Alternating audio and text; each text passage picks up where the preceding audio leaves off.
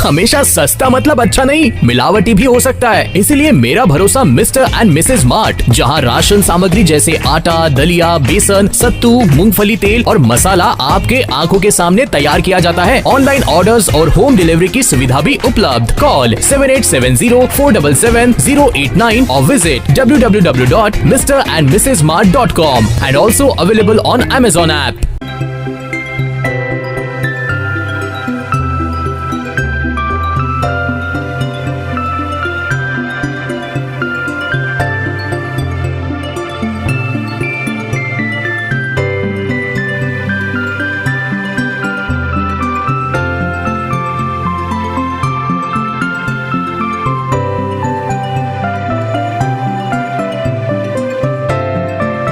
लूट और बड़े अपराधों के लिए कुख्यात सुनील महतो को पुलिस ने एनकाउंटर के बाद गिरफ्तार कर लिया। पुलिस और अपराधी के बीच हुए मुठभेड़ में सुनील महतो के पैर में गोली लगी।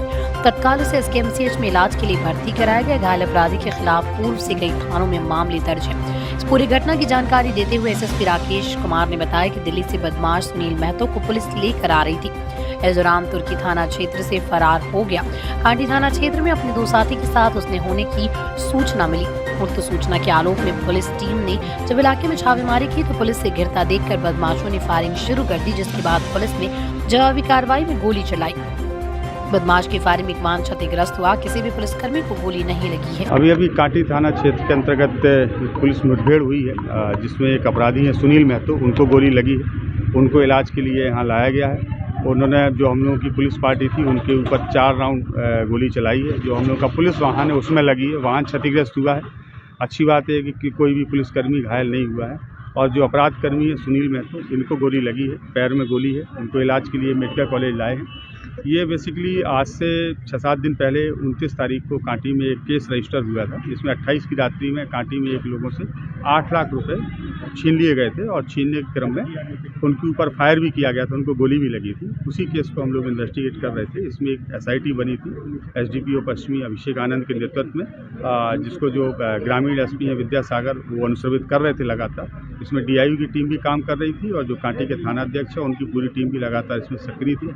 इसी केस के सिलसिले में हम लोगों ने एक गिरफ्तारी दिल्ली से की थी। बेसिकली उस वक्त तो गिरफ्तारी नहीं थी। हम लोगों के इंटरोगेशन में और इन्वेस्टिगेशन में एक फुटेज में एक चेहरा आया था जो सुनील महतो का था।